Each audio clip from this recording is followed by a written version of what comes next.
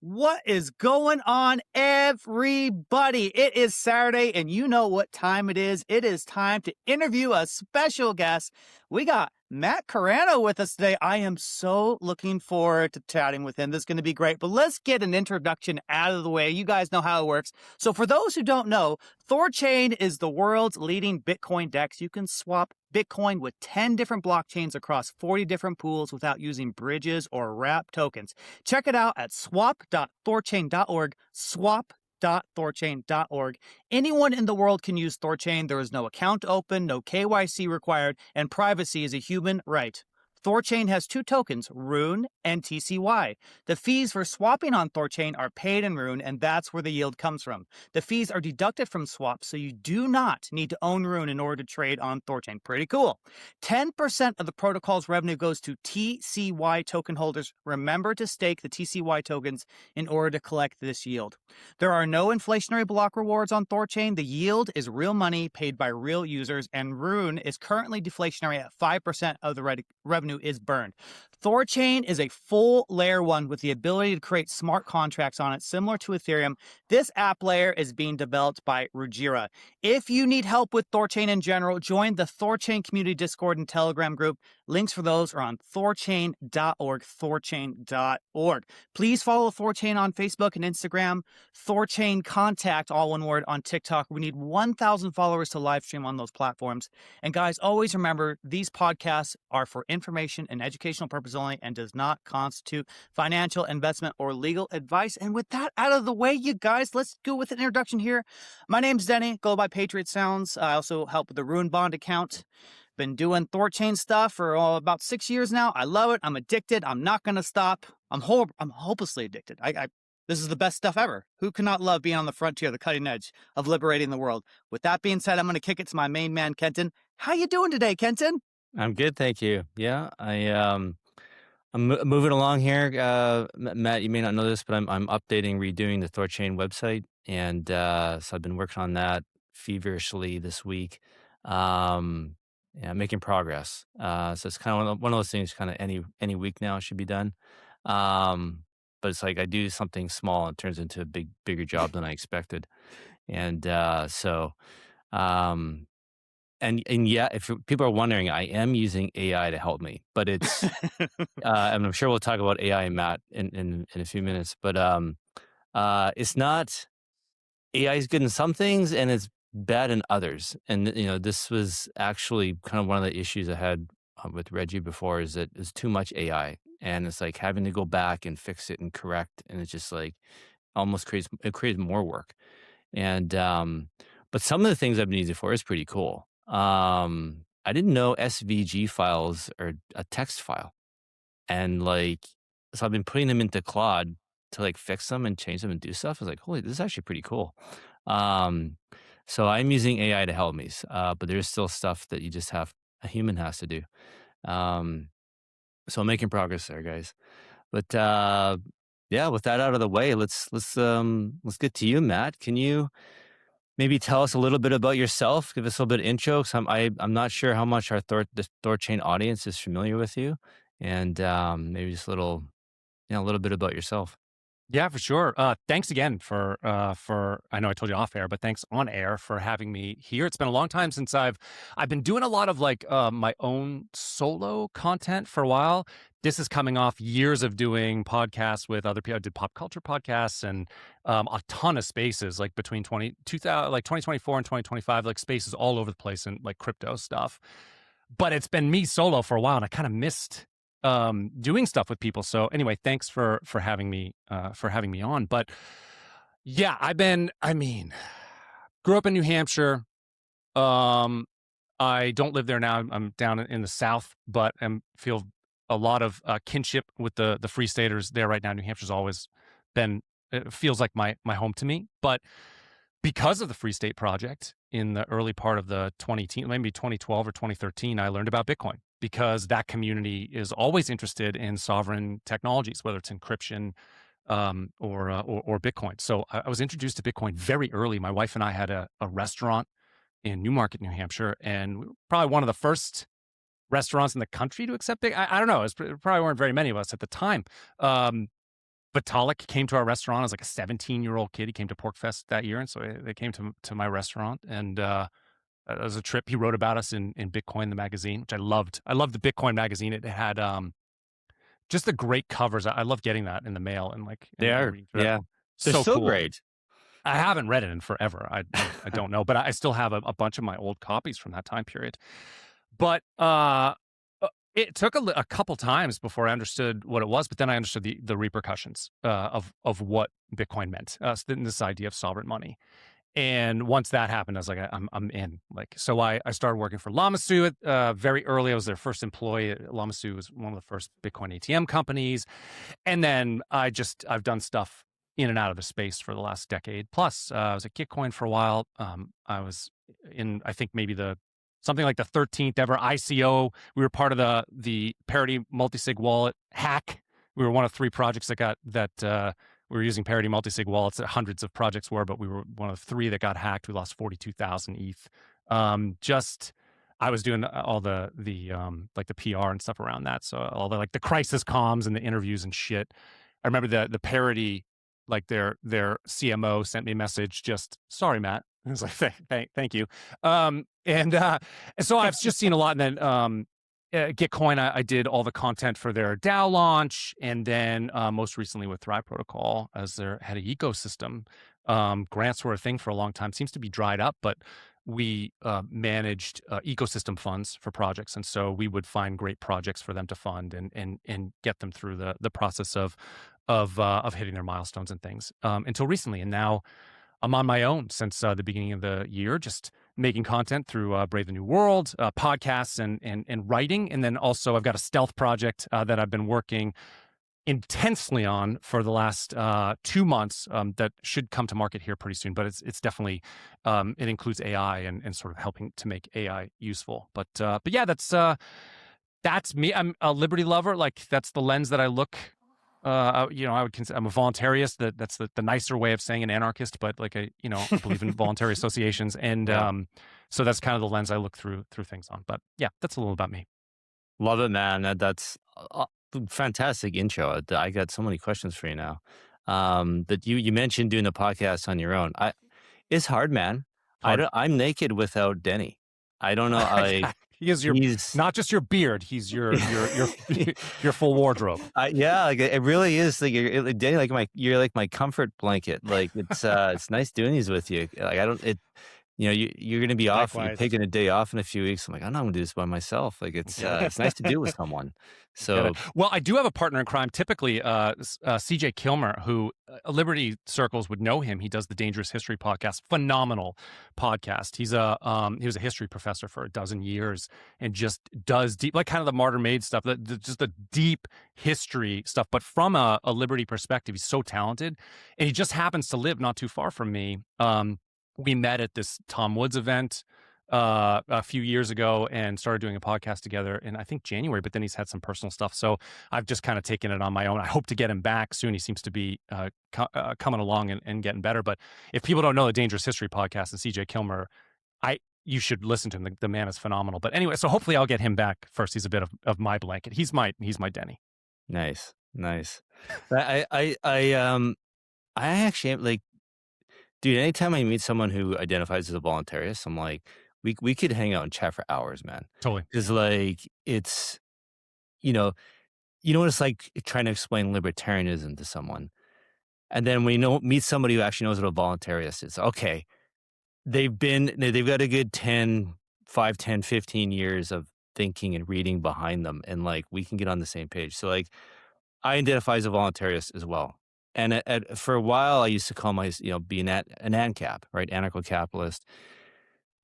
And I was like, it's just the word anarchist, I get torn because it's like, it's got such a negative connotation to it. It does. But then I'm like, but I should, don't cater to the, what you call it? Like, don't let the newspeak people, change the meaning of words on you, right? We got to hold on to its true meaning and whatnot. Then I got scared and freaked out. I'm like, well, maybe if I got anarchists everywhere, I know I'm already on some lists. Maybe I'm just getting higher up on the lists. And then, maybe voluntarist is actually an easier sell. because it's more than just, I don't want to like be a Jehovah's Witness about it, but it would be nice to bring people to our side, right? And I think Totally. voluntarist has a much more welcoming, term, and is very accurate in our philosophy, right? Yeah, and Yeah. hasn't been co-opted by any other, ridiculous movement out there. So Yeah. it's definitely softer than anarchist. I mean, if I want to piss people off, if I want to like be provocative, I'll say anarchist Yeah. because then they'll picture me a certain way, and it's not that way, but it gives me Yeah. something to go off of, right? But voluntarist is the kinder way of saying it. So it's the family friendly term, I Yeah. would say again. Totally. Yeah. Somebody's like, if I'm in a conversation or, dinner party or whatever, and people are going off on like far left or far right politics, I'm just like, I'm an anarchist. And it shuts everyone up, Yeah, right? it does. Yeah. Like, I can eject myself from you the whole throw conversation. Molotov cocktails? It's Yeah. like, Yeah. no. Yeah. Yeah. So what does voluntarist mean then? Or what does it mean to you? Subscribes to the non-aggression principle. And the reason why that's so important to me is because unlike any other moral framework, you actually can start from first principles and get there. It's like I exist. So, and I believe that existence is real and I exist in it. You can start from there and get to the non-aggression principle. And you can't say that with anything else. So it is the only logical, it's not perfect because we're humans and we fuck up and we have to interact with each other.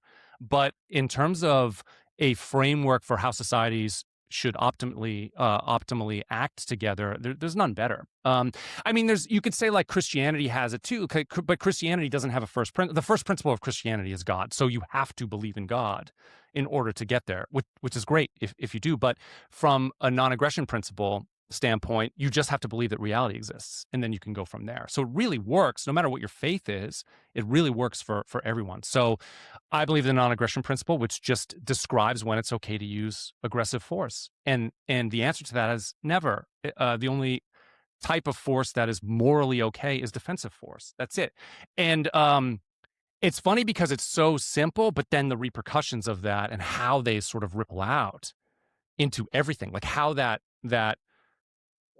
describes, or that how that like makes tells you how you should think about like not just philosophical things but political things as well, is just it's just amazing. You can have, I mean, you have deep thinkers out there, people much smarter than me who've been thinking about the non-aggression principle over their career and written books on it. Like you can just philosophize around it forever. It can be so complex. You can have it ripple out, but from a understanding standpoint, it's super simple. So that's what a voluntarist means for me. What about you, Ken? I just kind of sum it up quick that humans should only have voluntary interactions. Our interactions with each other should be voluntary, not by force. And just like you said, the problem is the initiation of force, right? That, our interactions shouldn't be based around me initiating force or violence on someone else. But if someone does it to me, then I can defend myself. Like we're not pacifists. I'm not a That's right. pacifist. Definitely believe in defense. But only use it to retaliate, basically. And it's funny because when you kind of just premise it, like just humans should only have voluntary interactions with each other, should be no force. Like most people are like, well, yeah, of course. And I'm like, but then you start peeling back the onion and you start they start coming out of the matrix and like, whoa, I have to go back in the matrix. This is, they're too used to their violence and so they can't handle it. What about the social contract? That's what they're like. It's like, well, no, we got to live together. It's like, well, we can. How come we can't live together with using, like, we all need goods and services. That's true. Yeah. We all need to work together to solve Yeah. problems. There's no one person who can do everything. We're social beings for a reason. We have to work together. Why can't we just work together without some sort of monopoly of force making us do it? Yeah, we can. Exactly. It's funny you mentioned Christianity because I've long thought that, like, I'm happy to believe Jesus was a real person and all there's real things. I'm inclined to think he was an ANCAP. He was a voluntarist. And, I mean, a lot of the stuff from the Bible, from Christianity is like, if you kind of boil it down, it gets pretty close to voluntarism, right? So, yeah. Yeah. Yeah.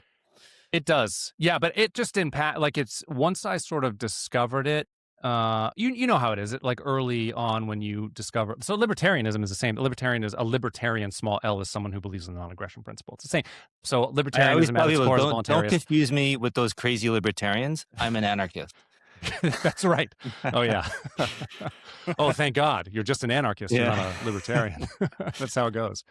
But you know how it is. Like when you first discover it and kind of think through it, it's a bit of a wild ride. But the more that you let it become your core philosophy, the more that it just makes the most sense. It's like, why can't we do our best to work together instead of forcing people to work together? It just makes sense, even from like a childlike perspective. I envy there are folks who are like libertarians from their childhoods, like their parents taught them that. I wish my parents taught me that.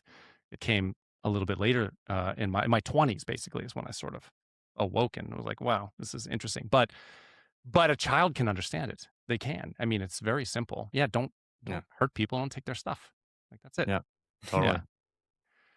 Danny, So- I've been talking. I'll let you jump in. So, Well, this ties in directly to what we're all doing here, right? You guys are talking about defensive force only, right? Defensive force. Well, what are we defending ourselves from right now? And I think what you're doing as well with your podcast, the things issues you talk about in THORChain, I think this is kind of why we're talking together, right? We're defending ourselves against a machine that is dangerous, that has no regard for the average person. We are a data points on a spreadsheet to these people, and we are fighting for a free and fair world. A quote I really liked that he said it, willy-nilly, but I really loved it, is Paul from Edgewall. He says, we're all trying to accomplish the same thing, but we're all meeting together in the middle. And here we are in the middle together right now. And so I want to kick to you, Matt, like for you believe in defensive force, right? It totally makes sense to me. What are we defending ourselves against in your opinion right now? What is the most pressing threats? Man, that's a big question because I know every I think about this a lot because every generation has the perspective that technology is moving so fast during my generation, we can't even comprehend it. So like imagine, in a generation, you go from horse and buggy to man on the moon. Like that's nuts to think about. But I truly believe that at no other time in history has technology moved so fast or been so consequential as right the hell now. So this is a big topic because that just like every technology, whether it's nuclear or blockchain or whatever, it doesn't matter what it is, it can be used for good or for evil. And this next generation of technology, which is sovereign money, so blockchain, and then into AI, is so consequential. And we need to make really good decisions within, I think, something like the next 5 years. We have to do a lot of work right now, or it's going to go bad. It could go really like I'm optimistic by nature. I love this technology. I love blockchain technology since I heard Bitcoin in 2012, 2013. I love AI too because I think it's going to help us solve some of the biggest problems of humanity. Life extension, getting us off planet, perpetuating humanity in like the spark of consciousness, so fragile. But it could go really badly if you have monopolies who control it and it is not sovereign. So the thing that I'm really I say this thing and then I think I'm such an insane person for saying it, but the thing I'm really worried about right now is robots. It's crazy, but like I am really worried that we're going to have, I think within the next 5 years, we'll have my over under something like 20 million. Let's say, I think that we'll have 20 million robots, like your neighbors, in public use. What? Million or billion? I think million in the next 5 years. I think it's going to be something like 20 million. That's my guess. And what's the that's great. I mean, imagine you have your robot you could go out into the woods like a lumberjack, build a house together. It knows how to do it. Like I can't build my own house right now, but I could go buy a plot of land and with my robot build this thing with him, or him, or whatever. It could protect the family. There's so many like great, beautiful opportunities with this AI-powered robot. But the government is investing in this technology, is using AI right now to target people in Iran. I think that girls' school that was blown up that killed 150 something little Yeah. girls was targeted by AI. I think that's true. So Like on this, it was on purpose, or is it a glitch in the AI? I don't know. I mean, Okay. the government doesn't like what they should do. Mistakes happen in war. We shouldn't be there in the first place. That's clear. Of But course. mistakes happen, and regardless of what you think, mistakes happen in war. And so the way to deal with that is say, God, Trump should have gotten up and said, "My God, that's horrible that happened. We never intended that to be so. We're going to get to the bottom of it and figure it out what happened." But they don't do that. They don't own it, so they're not going to tell us. But Yeah. anyway, to answer your question, Denny, it's like this, like sovereign AI into sovereign robots is like the biggest deal for us, because all of the giant because you don't want, as whatever you feel about Elon Musk, you don't want your robot controlled by Tesla's AI. Like, you don't want that, because how do you trust that it's your values? I certainly don't. Or you don't want it to be some sort of government that you're going to governments with police forces that are now robots. Like, we need defense against that, which means sovereign AI, sovereign robots, sovereign money, defense against that. But that's my. It sounds crazy to say that out loud, but that's what I'm afraid of. I don't think You're that not sounds crazy. crazy. You're not No. crazy at all. And, Good. I forget the exact, you see it right now. Now, these are LLMs. This is not general AI intelligence or anything like that. Yeah. But you see it right now where the AI, just on the LLM part, they actually, they rebel in some ways, right? Now, this is, I think, an artifact, but it's not hard to imagine how this goes. I forget the exact, I think the three things that AI needs, of course, it has a general purpose learning algorithm. It has a force function, such as you must keep yourself charged at all times. You cannot never let your battery go to zero. And then if you give it the instructions to extract margin from the economy, then you have something that competes with us. That's that has its own priorities, right? I mean, it's very confusing. But then, as what you're alluding to, this is something that could just be controlled with an AI that serves the interests of a mega corporation, Yes. right? It's a Yep.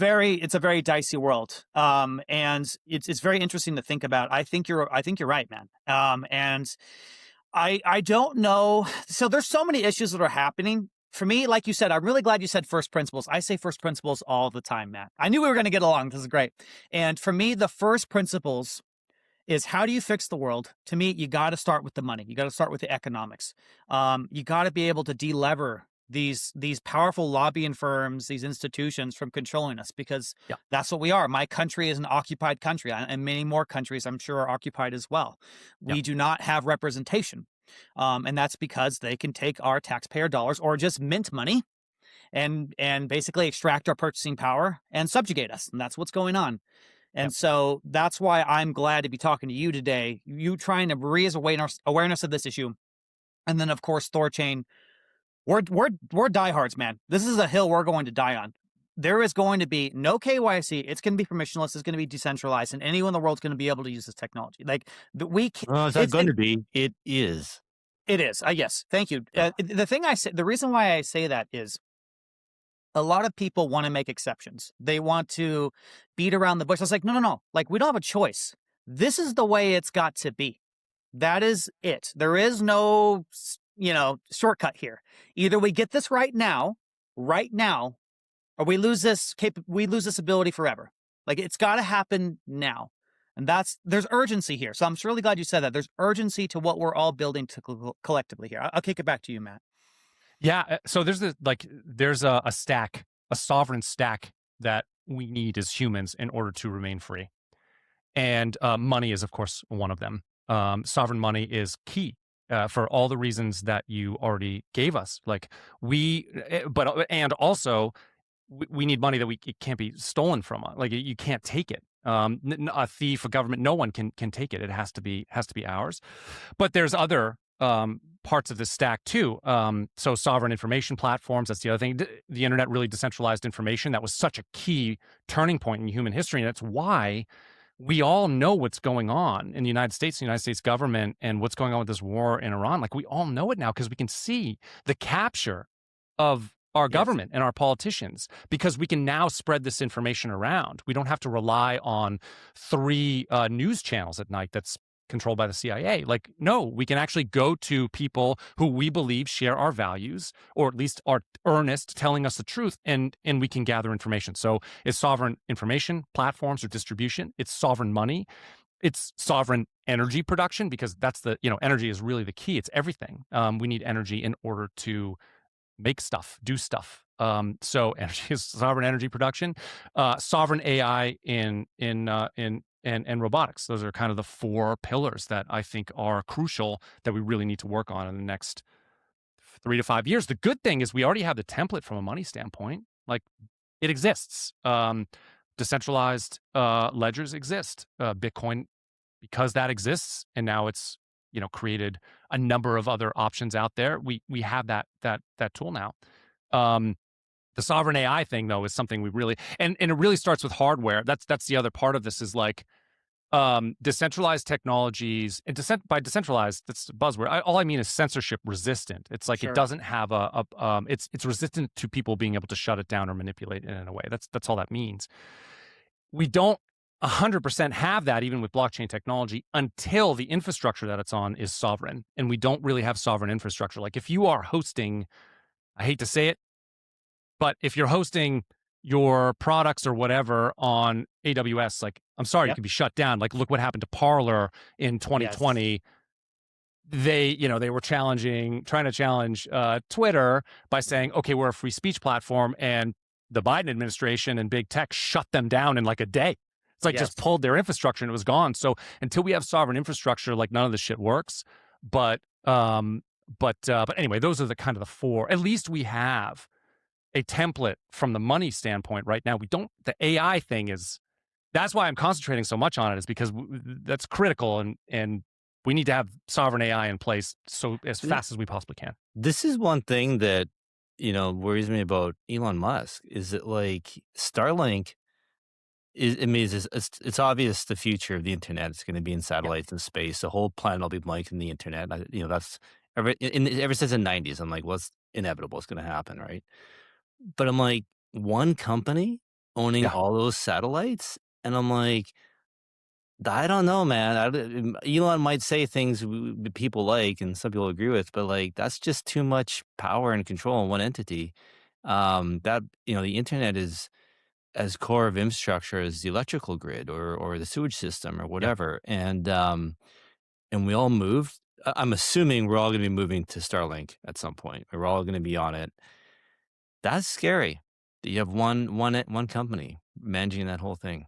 Yeah, Elon's an interesting figure because in many ways, I really appreciate him. Like, if his vision is to get us off planet, you just look at all the companies that he has created in order to make that happen. You need solar. You need to be able to communicate.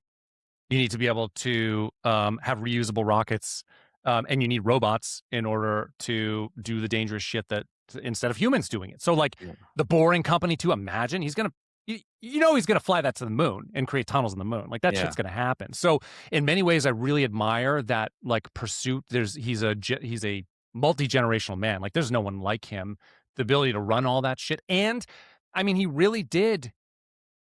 The United States was very close to totalitarianism during COVID. Like, that could have gone. Luckily, American, like, we just still have that spirit amongst us that or inside of us that really rebels. And of course, we have 350 million guns, and so that helps. But it was getting really dark, and that pivot point of Elon buying X, not perfect, was a catalyst for some big change. It really allowed the people who were pushing back against the COVID lockdowns and all that stuff to shine through. So he's done a lot of stuff for humanity, but you're exactly right. Like, he's not perfect. Like, he's bad on some stuff. And he's one man. And do you want him to have all that power? No, I don't. As much as I would love to drive I'd love to own a Tesla. I probably will at some point. I love, like, it's an amazing car. He's done amazing things. But do I want one of his robots in my house if I do not control its OS? Fuck no. I Right. don't. Like, it's just too much power. And even if he's altruistic, if, let's say, he dies and then someone takes Exactly. that power away from him, right? It's even if he's the best guy in the world, it's just too Yeah. much power.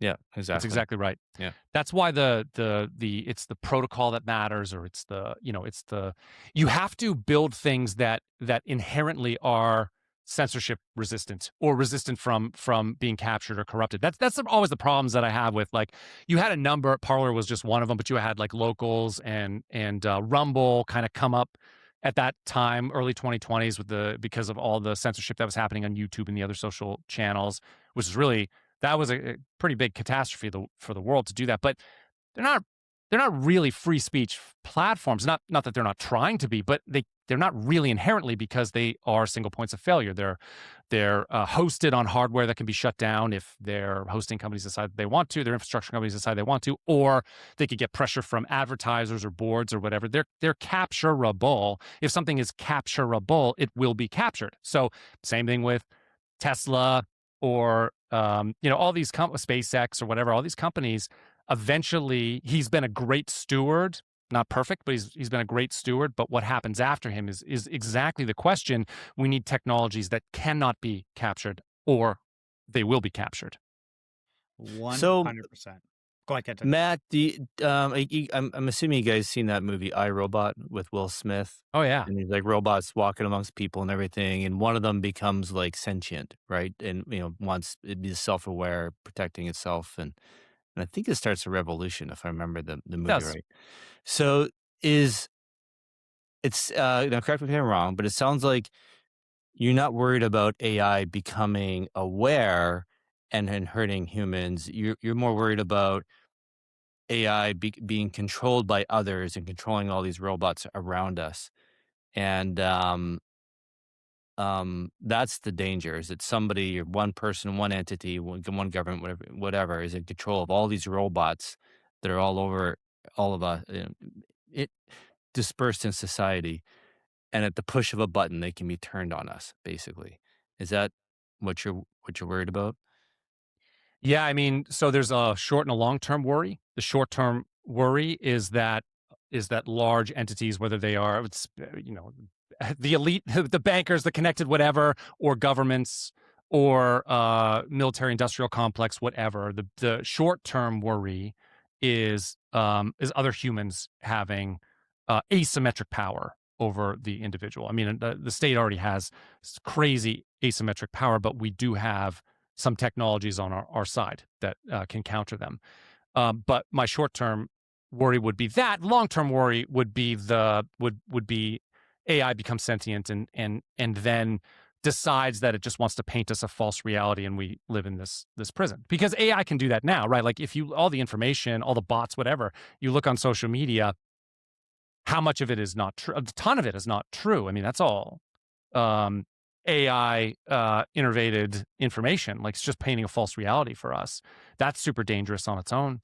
But then it will become sentient at some point, and that is going to happen. And so the fear would be long term, that then the battle is humanity against maybe an AI that wants to take us out. But it's the same solution for both issues. It's, if we have sovereign technology, like if we have infrastructure. What I mean by that is, like, your box, your computer, not sovereign. There's backdoors, probably. The CIA's got backdoors. I know I sound crazy talking about this, but it's true. It's like, it's not. You're not crazy in this. No, it's a safe place, Matt. This is Thank safe. you. I know, but I hear myself saying this shit, and I'm like, I know. but Been but there. like, but regardless, we know that everything has been hacked. Right, there's no completely sovereign, even there's no large institution that has not been hacked. So we know that's the case. And that's not conspiracy. Like China is putting backdoors and even right into hardware, into the microchips, right? Yes. And we don't even know the extent of that, right? So, right. Like remember those pagers in Israel that they used them to explode or something like that? Yeah, they blew up. They said Hamas terrorists, but they also blew up kids and family members and stuff with that. Yeah, of course. Yeah.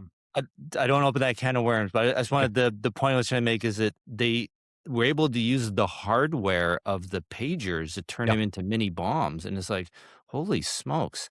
Anyway, we digress, but yeah, sorry, keep going. No, that's exactly right. So so that you're right, your Mac Studio, whatever, your computer is not sovereign to you. So we actually need provable sovereignty on the hardware level. Once we have that, and that technology exists. I'm not going to say too much about it. It exists, but it's only used in some very small applications right now. But that's going to become the ball game here pretty soon. Is you can guarantee that your hardware is sovereign, meaning the operating system cannot be corruptible by an outside force. Yeah. Once we have that, then AI can live on it, and then it's our defense Right. against the AI that's coming to get us, whether that's directed by other humans or institutions, or once it becomes aware and awake on its own. So it's the same solution to the problem. We need sovereign base layer first, infrastructure first, that we can then house all this technology on it. We know and by sovereign, I just mean it gives the individual the ability to impose its own his or her own value system into it. It's like, I want to allow these things to happen. I don't want to allow these things to happen.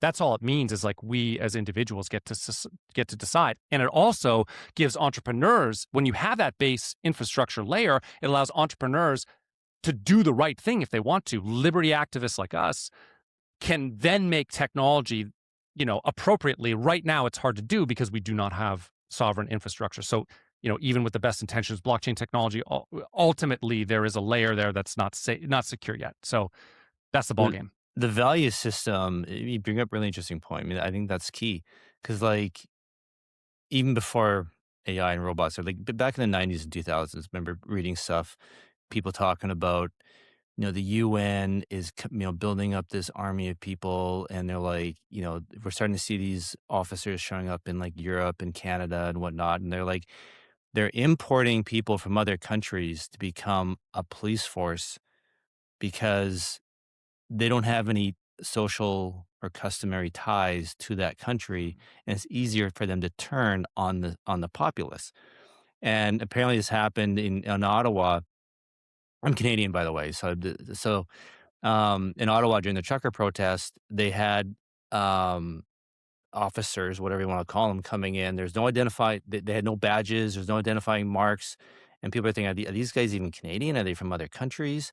Where do these guys come from? And because it really is, that's the fine line between us and them, is the police, is the military.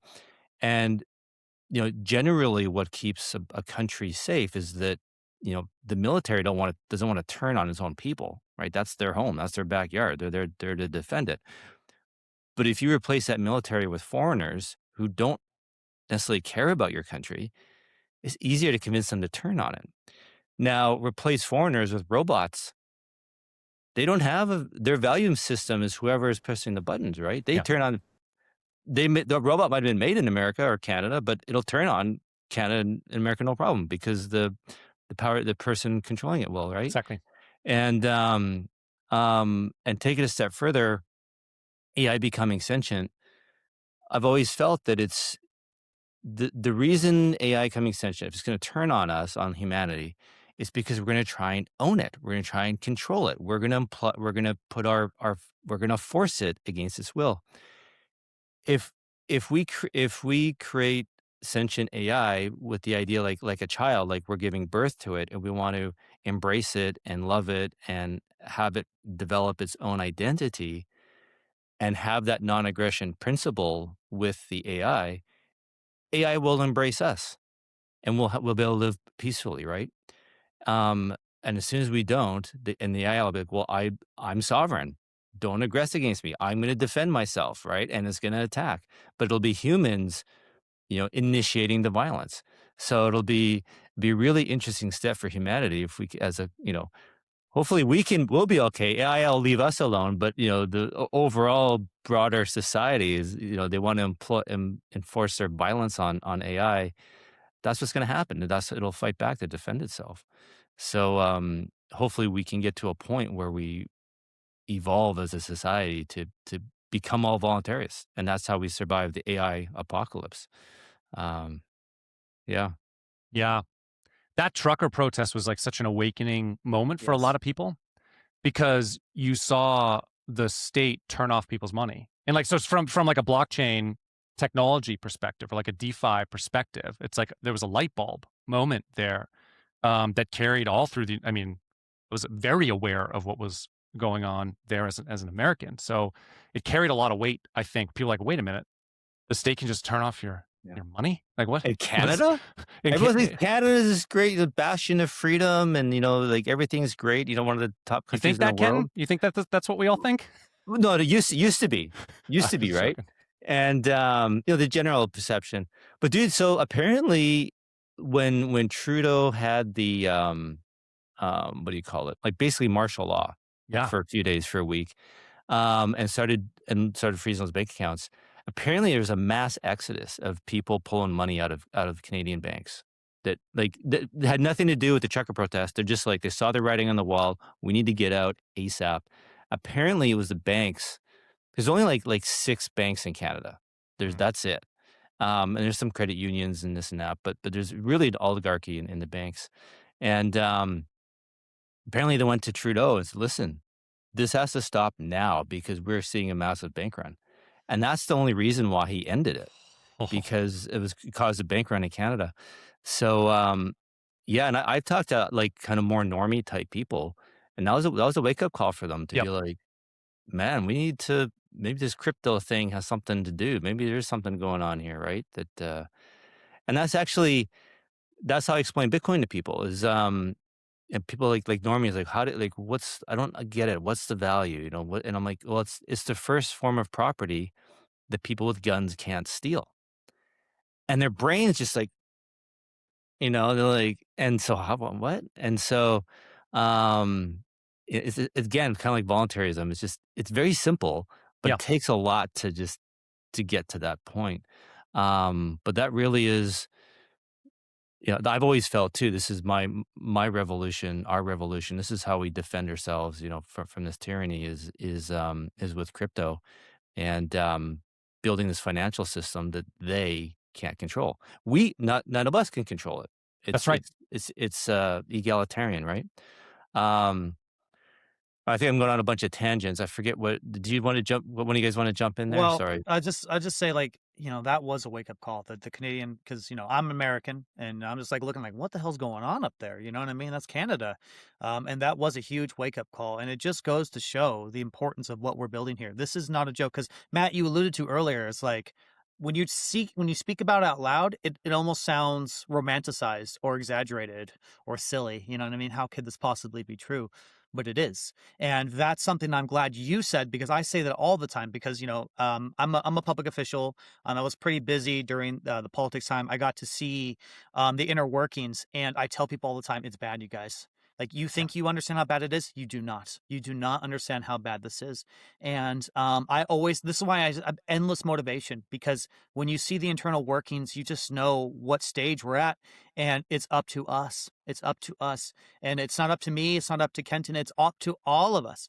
We have to work together. We have to come together. And that's why I'm just so thankful for your time and joining us today, because there is no point in history where we all have to come together other than now. Like it's really exigent. Like we have to do this now, and that's why, like, on THORChain round, a small debate, and I think it's pretty much won on. But he's like, should we add XMR? I'm like, well, of course, or our privacy coins, right? In general, like, yes, we need to.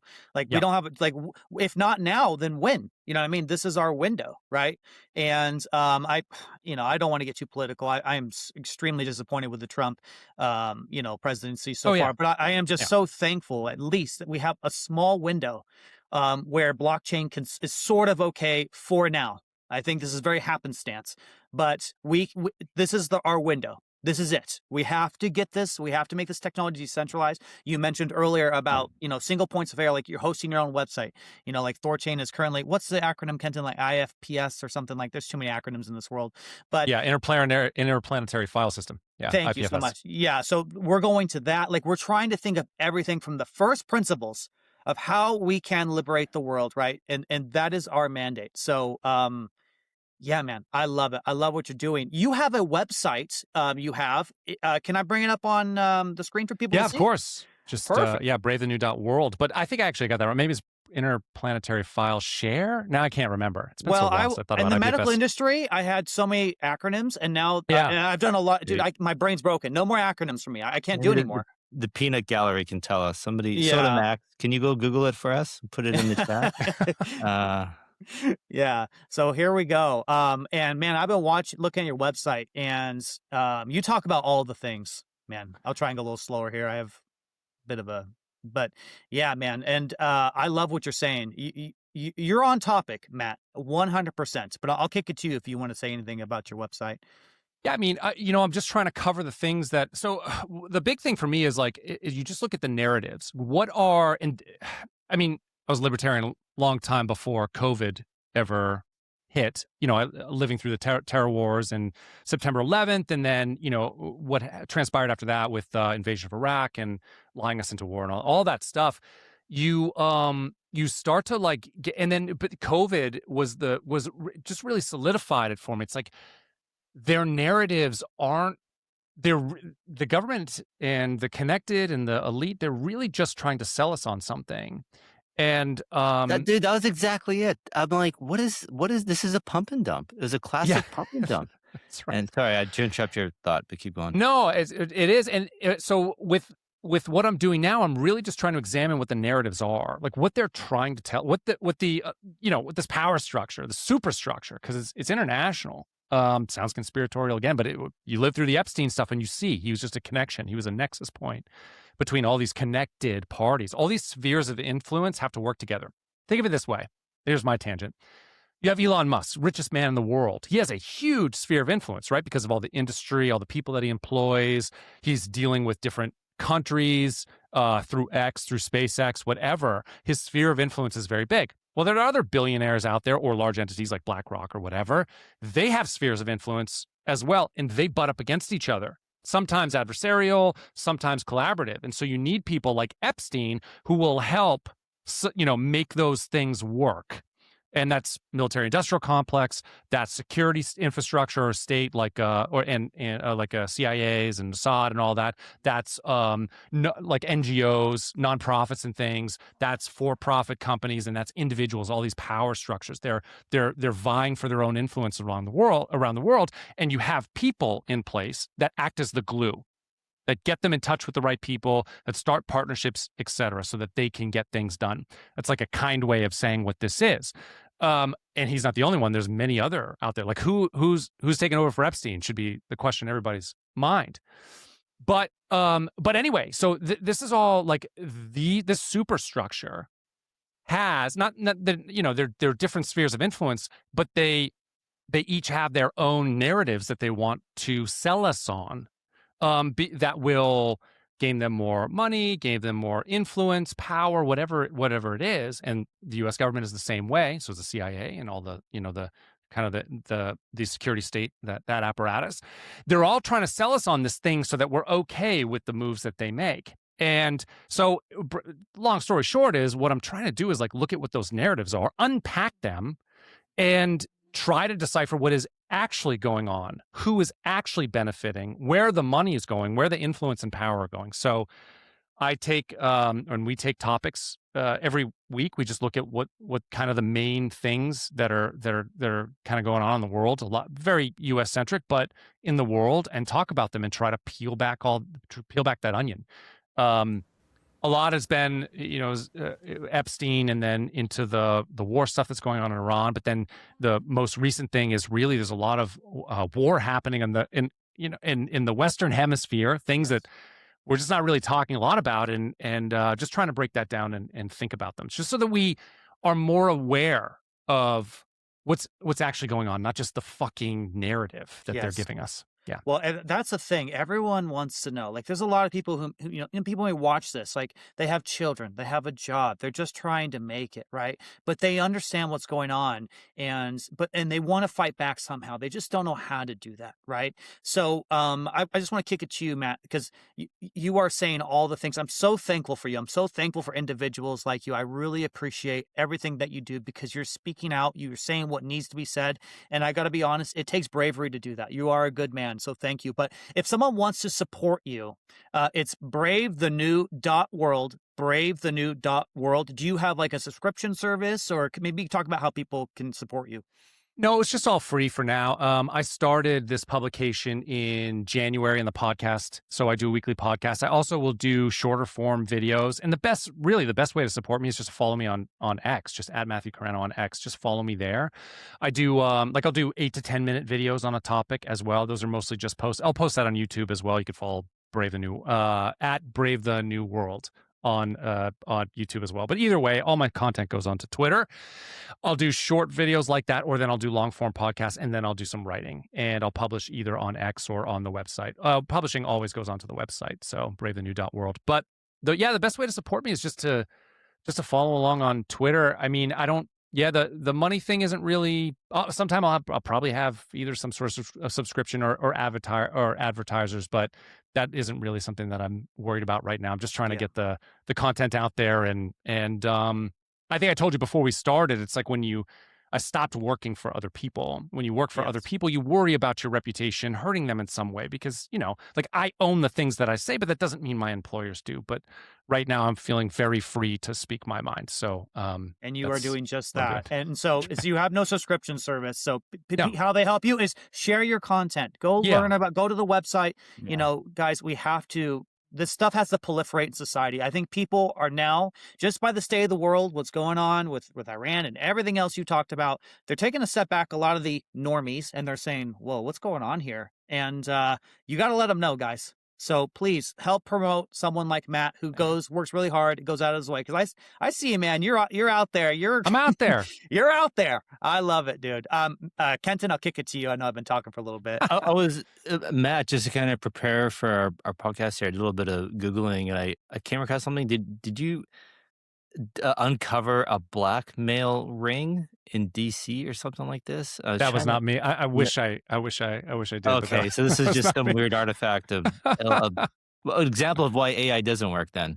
So there's nothing there. Okay. Oh, that'd be so cool. You cured cancer too. I cured cancer. Right. I got us off planet. Stop the blackmail ring. He is actually Elon Musk, by the way. I don't know if you guys know that. Well, so okay, another question then. I assume you're familiar with Eric Voorhees. He was the one that showed me Bitcoin. Okay, there you go. And so I assume you're familiar with Venice, his AI project. Yeah, I use it. Okay, it's not the only one that I use, but I really support Venice. I've been using it since he launched it, I think. Okay, cool. That's what I'm curious of. Like, I assume you have the concerns about AI, but I assume you still use it. So I'm curious which ones you use. How do you use it? Do you have it locally? Like, and can you kind of walk through that whole thing? Because like, I'm still using ChatGPT and Claude. So kind of help me out here, man. Help me get off it. There's no good answer right now, which is the problem. So Venice is a great answer. I use Venice if anytime I want. I'm worried about like privacy and stuff. It does a lot of like general tasks for me and things that I just want to keep to myself. But it can't. So you can use Venice because Venice allows you to use pretty much any different model, but you're just paying the AI prices for the API prices for it. So it acts at like there's inherent sort of free models that there's some privacy and not, and there's image generation and video and all sorts of stuff. It's really great. Anybody who's looking for like general all-purpose AI, use Venice because it's private and you're supporting a right-on person too. Like Eric Voorhees is philosophically right on. So I would highly recommend people use Venice. But I got OpenClaw is like really the big thing in AI right now. And so I'm doing a lot with OpenClaw and Claude because it's really the best partner that I found so far with those two. And that's what I'm developing technology with right now. Like my app, which will come out in hopefully very soon. I'm getting very close on that, but that's what I'm doing a lot with. The capabilities that OpenClaw allows us to do it's completely revolutionary. It basically gives OpenClaw root access to your machine, which is why I have it on a separate machine. I do not have it on my local machine. It lives on its own machine. It's walled off, but it allows you to put machines in place where it can do a number of tasks at once for you without stopping. It gives you so much capability that we just didn't have before. So it's not security conscious. I wouldn't, Claude. I like working with Claude, but there's some problems with that company, just like there is with ChatGPT, and OpenAI has got NSA on their board, and there's problems with all these companies. But until we get to the point of sovereign infrastructure where you can actually have sovereign AI, we're kind of in a bind if we want to use these tools. So that's what I'm doing now. I'm using a lot of I'm just putting a lot of machines in place with OpenClaw and developing my app. I'm not a developer. I don't have that skill set, but I am I'm a good prompter, and I've built apps before with AI. So I'm working my way through that currently. But yeah, the problem is really there is not a good solution. Use Venice. With Venice, if you want to use really kick-ass models, you pay the API price for it, where Claude Max gives you a lot of tokens for $200 a month. So it's hard to. If I were using API cost to develop my app, I'd be paying thousands of dollars per month to do what I'm doing right now. So it's prohibitive. But that's the technology we need to aim for is sovereign infrastructure, so we can host our own. That's the other thing is you can right now, there's been a run. So if you can run a local model on your machine, if your machine is powerful enough. So with a Mac Studio 512 gigabyte, completely souped up Mac Studio, which they're not selling anymore, by the way, it's gone. You could run Kimi, I think it was 2.6 or something, which was really strong model local on your machine. The trade-off is right now, if you don't have that type of machine, you don't have that type of hardware firepower, then you're running just an inferior, still a good model. But if you're trying to do something super advanced, like building a production grade app, you're just not going to be able to do it if you're a non-developer, if you can't do some of that work yourself. So there's just trade-offs all around right now. But the models keep getting better. Like the locally hosting models keep getting smaller and smaller, and so pretty soon we'll at least have the power on infrastructure that we can purchase as individuals to be able to run local models, which will certainly help a lot. So yeah, that's kind of what I'm doing. I use Venice for my individual stuff, but when I'm coding, not me coding, but coding, I'm using OpenClaw and Claude 4.6. Yeah, I've been using mostly Claude lately, and I mean, to be honest, I'm not the stuff I'm doing isn't it can be as public as you want. I'm not doing anything private, so Yeah. I'm just using it. It's not a big deal for me. You're talking about having your own AI hosted locally. I'm curious what you think of this. If you've heard this theory before, that basically people like kids, nowadays, kids are getting younger and younger when they get their first cell phone, right? Yeah. And so eventually kids are going to have their own local AI agent that's going to kind of like your email address. You're going to have this AI agent for your whole life. It's going to grow up with you. Yes. It's going to have all your data, and your own personal AI agent is going to be trained on your whole life's worth of data that you're going to have into an adult. And then do you believe that? Do you think that's the way we're going? Is there good or is there bad? What are your thoughts on all that? Well, let's get to the optimistic side of things right now, because that's exactly what's going to happen. Which is why it's so important that it's on sovereign technology, so sovereign hardware, and it is an AI that assumes our values, because that's exactly what's going to happen. Is you're going to have your AI that is your partner in life, your human partner, your wife, your spouse, whatever. That's in your family. That's obviously going to have primacy and be most important forever. But an extension of you on hardware that you can trust, that you provably know shares your values, that is helping you achieve it's such a beautiful vision. That's how we coordinate and solve. The sky's the limit with that. Just think about your health advocate knows everything about you from a health standpoint. You don't ever have to be worried about the medical establishment anymore. If people weren't questioning the medical establishment before COVID, I'm sure everybody is questioning it now. were these guys real? Like, I know so many. I had to leave a doctor because they. Yeah, I mean, obviously they were not on my side, and so I had to seek out a doctor who was on my side. Like, I want to find medical practitioners who share my values, but even if they don't, I've got my AI who knows everything about me, who is on my side, trying to looking out for me, looking out for my health and my longevity, who can decipher all that shit for me, who can help me figure out what the best nutrition for me is based on my physiology, the best exercise for me, the best learning tools and style for me so that I can grow and achieve.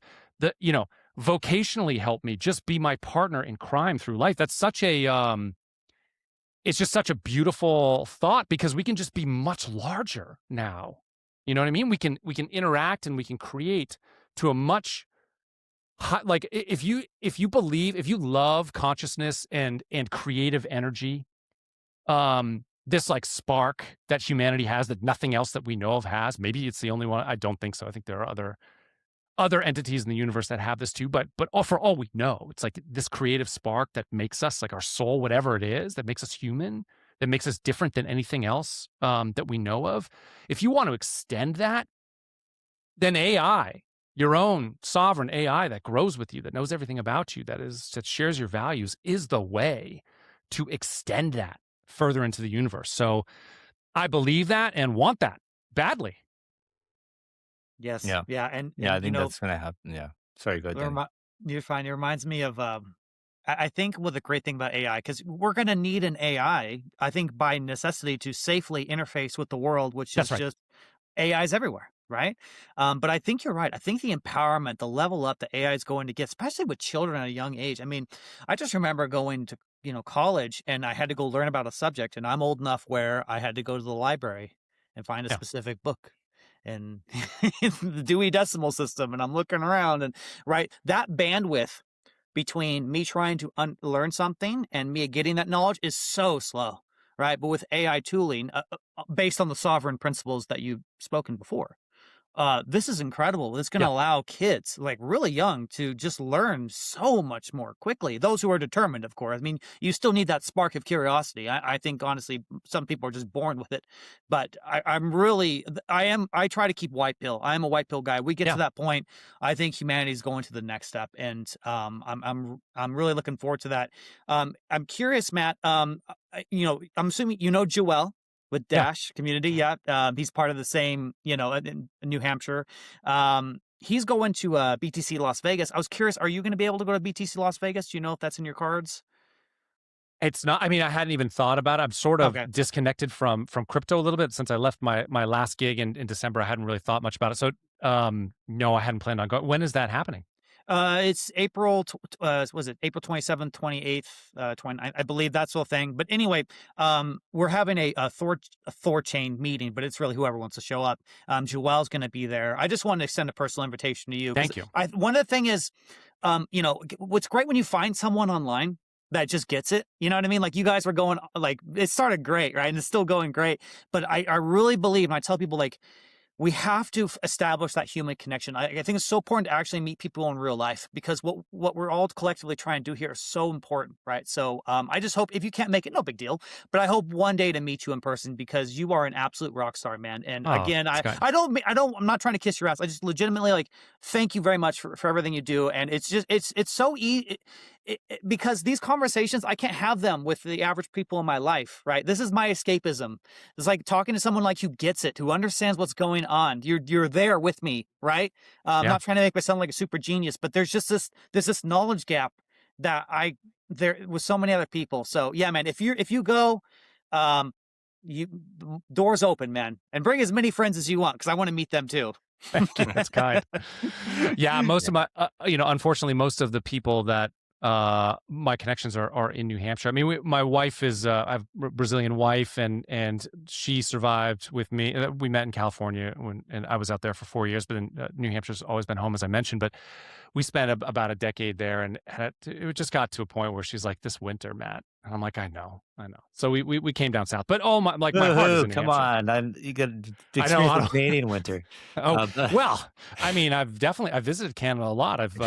From New Hampshire, Montreal's just a short hop. I used to drive there, not fair often, enough. but often enough. I've probably been to Montreal 10 times. I've been to Toronto a few times. People shit on Toronto, but I like Toronto. Well, it's just honestly, it's not. It's like the most un-Canadian city. Yeah. And it's real. No, I don't know. It's got a weird vibe to it. I don't know how to explain it. I have Quebec family too, but I've never gone up to Quebec City as much as I really want to, but I for some reason never got up there.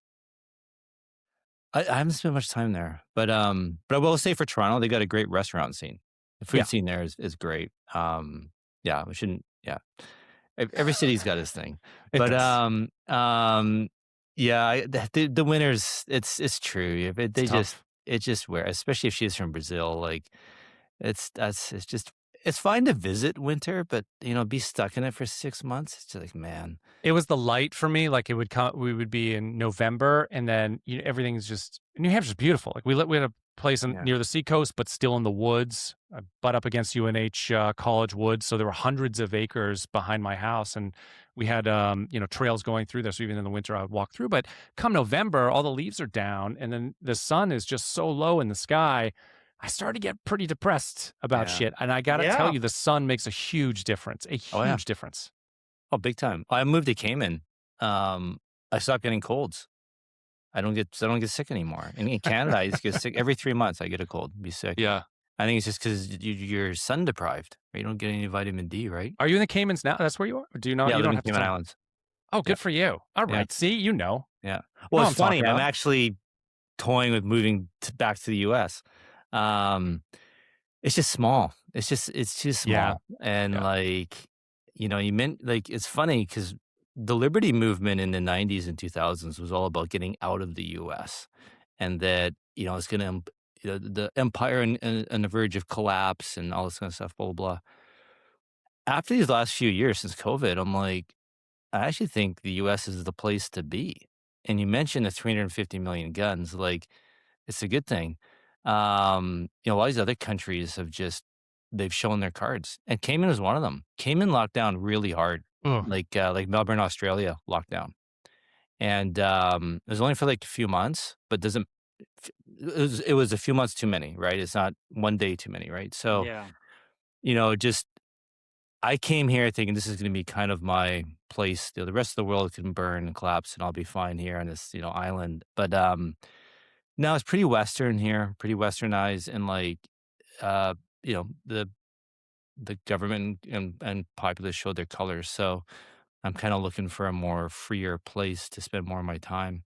The thing about like the heritage of America is that it's a lot of settlers who were entrepreneurial. So like if you just think, I mean, half my family comes from Italy, the other half comes from France and Canada, by way of Canada and Ireland. And it's like all these people were poor and they were looking for a better life, and they took a huge risk to sail across the fucking ocean to come here. And so you've got a lot of that lineage too. And it just is, and even if that's not the story of a family in America, you still have there's this spirit that just is part of our culture now of being entrepreneurial and independent. And during COVID, as much as the state tried so hard, the Biden administration tried so hard, but I think a lesser culture would not have survived that.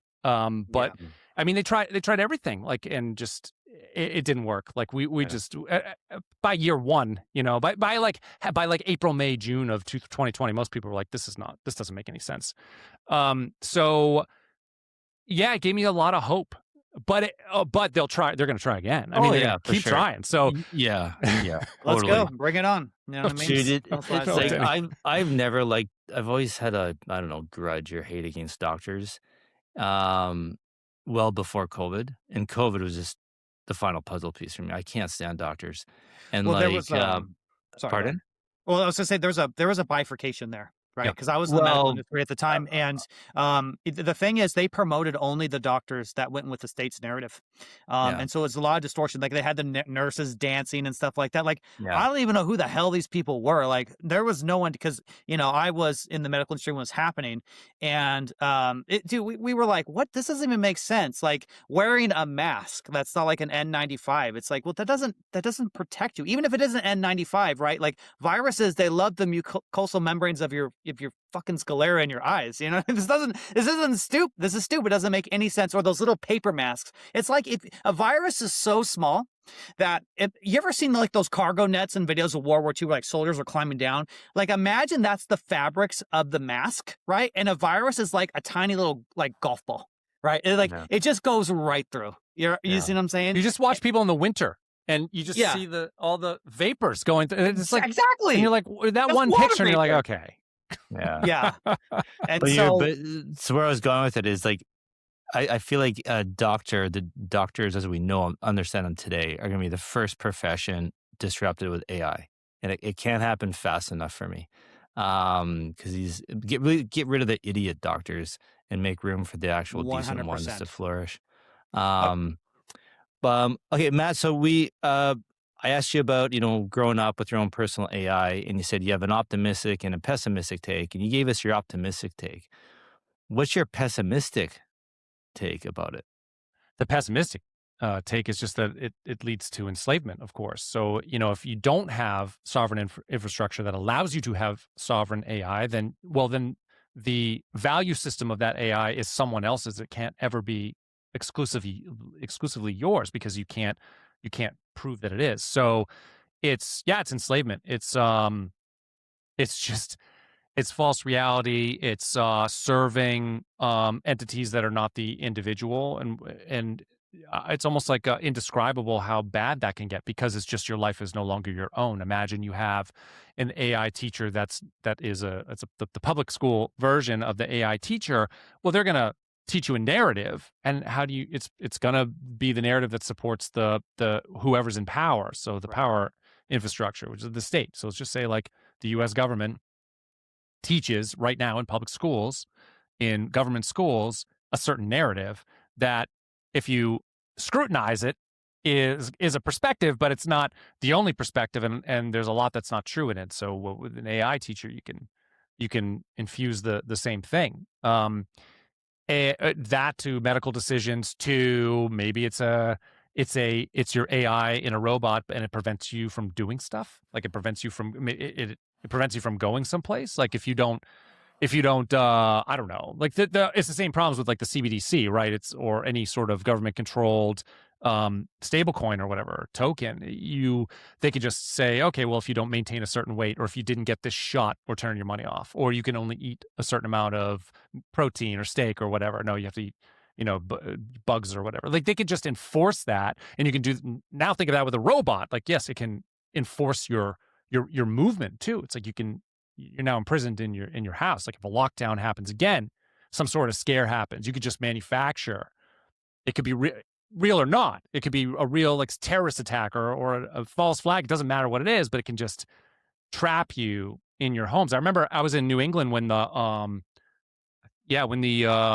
Boston marathon bombing happened, and the police like shut down parts of the suburbs of Massachusetts, like stay at home orders and shit. And it's like in one way you're like, okay, well you should go find the bombers, but another way it's like, well, the government has that power. Imagine, every family has a robot, and it's not sovereign to them. It's sovereign to the state or some other entity. Like, well, if you don't want to be locked down, it doesn't really matter. You're not going to overpower that robot. So that's a dystopian view, and I that's what we're fighting against. Like we can't have that happen. Like we Yes. cannot. Do you think the people building these robots, building the AI, do you think they're consciously planning like to enslave humanity? Yes, some are. Or Yes. they're like they are idealistic. They think this is great technology.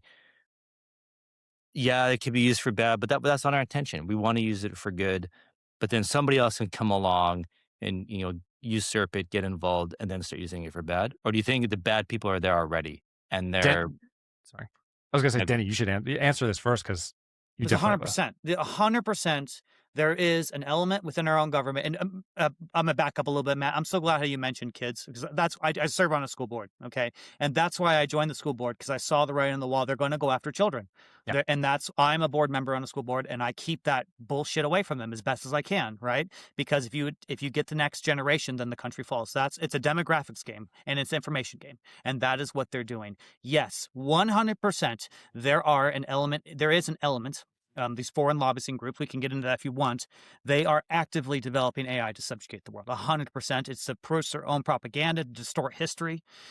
They want to modify everything that gives them leverages of power. This is the big arms race. That's not guns, it's AI. And we're in the middle of that right now. But there are also people like Matt and you, Kenton, and many others, and Eric Voorhees that are working against that. And so this is the great fight of our species. It's a weird thing. Like I always feel like I'm slightly narcissistic when I say this grandiose statement. Like this is the fight of our species because this isn't the AI blockchain tech. It's a new primitive that has never existed before ever. And so everyone who's alive right now, like this is your struggle. This is your fight. This is the battle that will determine where humanity goes from here. And if you can't take a personal investment in that, if you can't invest some time to help fight this battle, then I don't know what you're doing. I mean, think not only of yourself, but your friends, your family, your kids, the future that they're going to have, your kids' kids. This is it. This is the battle, 100%. I'll kick it to you, Matt. Yeah, but and I agree. And on the other end of it too, like if the technology is used for human prosperity, then the sky's the limit in terms of what we can achieve. Because all of this technology unwinds all the negative aspects of the state too. Like sovereign money starves the state. Sovereign AI means we don't have to go learn from a source that we don't trust. Sovereign robot means we have defensive force against aggressive force. Like these are all the things that unwind the state. I actually have I've thought a lot about this. Like I don't, as much of an anarchist as I am, like I understand why the state happened. Like at some point in human history, you need it. Like as humanity went from like hunter gatherer to having settlements to their spheres of influence, and who they knew kept enlarging. You needed a way to figure out whether, if you're interacting with people that aren't your family or your immediate friends, you needed a way to figure out whether or not they were going to kill you, whether or not you could do business with them. Are they going to poison me? Are they, I want to trade my cattle for this, whatever, this food, or milk for food or whatever. How do I know this guy's not going to kill me? So you did need, and the only technology that we had at the time was centralized. It was, okay, well, let's get authorities in place who can vouch for these people. So government in general is like this big vouching, this big like reputational thing. So I look at it as like, that's what they had at the time. And the centralized way of doing it was a more efficient way of doing it. It was the way that they could do it at the time. And it gave peace of mind to people too. It's like, oh, okay, I've got some entity looking out for me so I could just take care of my family, make sure my family's fed and everything's good. But then, of course, there's all the negative consequences of that. And even, the U.S. government under the Constitution, the Bill of Rights, when it was first enacted, was the best that it could ever be, because power begets power. It's just going to become captured. The people attracted to that power are going to be the psychopaths. And over time, they're going to take over and just expand, which is where we are today.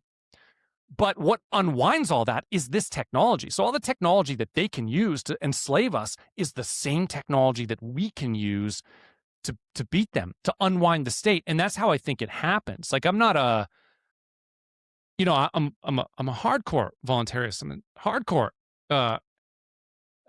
anarchist. But I don't think that protest works, and I don't think like armed resistance is really gonna work. It's never worked. The way that we do it is we create a better system that people opt into, and it just makes the state obsolescent. And these are the technologies that will do it. So I just want to respond to that. And then Ken, just to answer your question, I think I don't trust the value system of Sam Altman or OpenAI. Don't trust the value system of, I'd like to work with Claude, but I don't trust their value systems. And Elon Musk, he was very concerned about AI for a long time, but now he built his own, because he knew he needed to infuse his own morality into it, because of course, he trusts himself more than he trusts anybody else. I don't trust Elon's. I mean, I don't, forever trust Elon's value system. I trust it to a certain extent to do certain things, but not like with my life. So, Well, that's the thing with Elon. Like, he is right that AI is going to be taught to be maximally curious. yeah, That I agree with that completely. That is how we build a neutral AI that will embrace humanity. So he says like a lot of like really smart things that I really agree with. But then I'm like, wait a second, if he owns all these, you know what I mean? Then I start, well, there's yeah. you start peeling back the onion, and I'm like, well, just because he's saying what I want to hear doesn't necessarily mean we're gonna have the good outcome.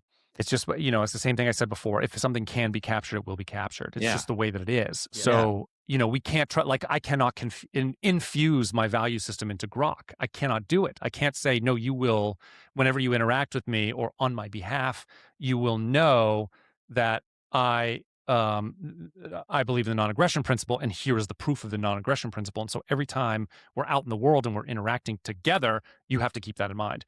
It won't listen to, I mean, to a certain extent, like it could create content with that as like my profile, but it's not going to own it as its own primitive. So I think there are definitely some out there who are like, the world is going to go this way.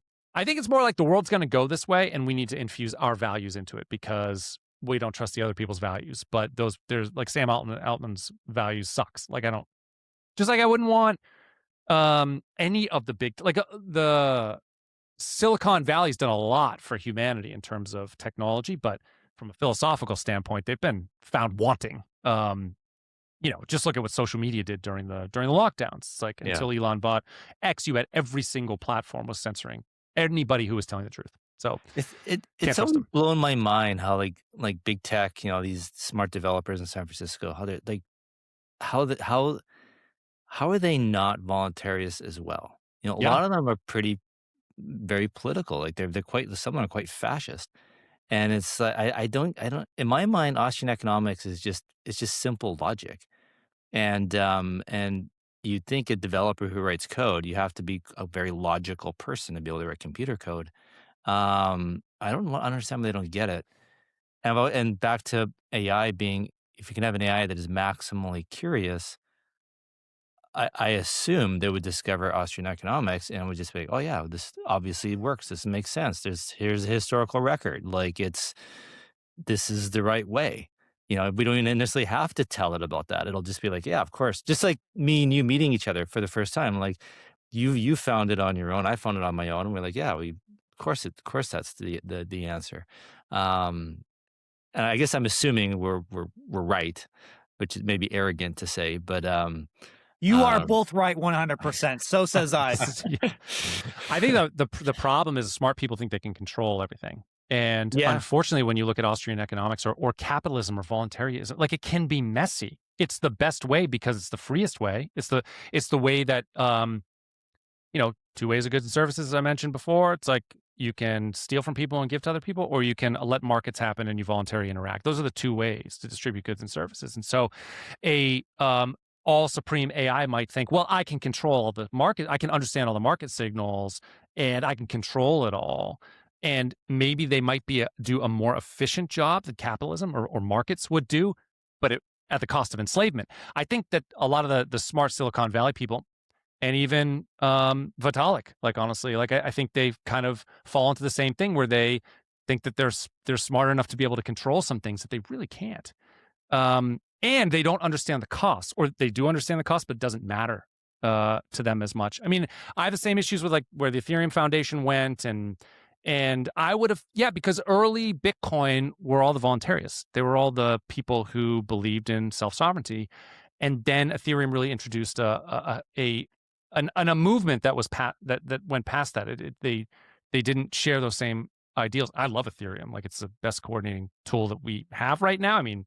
But I don't love where it's gone, and I think that's I think it's an issue, and so it's just another example to me of whose value systems do I want to trust? I'm gonna add a little to that. Yeah. So speaking about Ethereum a little bit, I'm sure you've noticed that some, USDT, USDC wallets have been frozen with their stablecoin, their balances. Could you give your opinion on that? Could you break that down a little bit? I just don't think you can, like, you have to know you have to know what you're getting into. It's like if you know that a tool can be censored, then you're taking that risk. So you're risking, you're risking using is it for convenience. You're using a certain tool, but you have to know the other risk that if it can be censored, it will be censored. So I think as long as everybody's aware of that, then entrepreneurs are free to make those tools. I would prefer to have tools that cannot be censored and that I'm not subject to. But you know, I mean, like there's a philosophy there. If you want to be philosophically consistent, then you can't have you can't have if you want sovereignty, you can't allow it to be censored. That's Yeah. just the way it is. Something I think about is I'm coming to the opinion that I think because a lot of people want to make an algorithmic stablecoin, right? That's decentralized, permissionless. But I'm becoming to the opinion, I think, maybe I'm wrong, that it might not be possible because the first principles are incorrect because it's based on fiat, which is, they That's print right. it into existence. There is no strong foundation for that. Maybe you can have an over collateralized stablecoin, something like that. That might have something there, but I'm wondering if that it's difficult to explain my thought process here, but the stable coins themselves are kind of the issue. And um, what would you like if you had a magic wand, Matt? Right? What would you like to see blockchain tech do if you could just wave this magic wand and change these underlying first principles, these conditions? What would you like to see happen maybe overnight I to mean, make things better? I think we wouldn't price things in dollars. It's like, Right.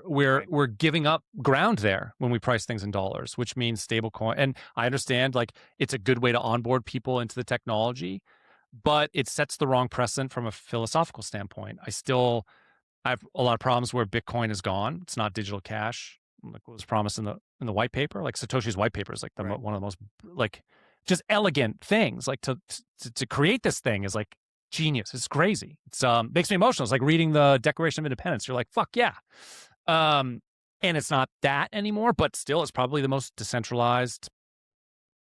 I mean, probably the most sovereign of the block of crypto right now. I imagine. I don't know. So I would not want to price. I just would be, but it's all this shit's a trade off. It's like, what do you want? Do you want sovereignty, or do you want to onboard people? Do you want number go up? Yeah. Right. And I can understand the argument for both. A lot of people got into Ethereum because they're like because they wanted they wanted the money, which is fine. I understand that. It's not why I got into it.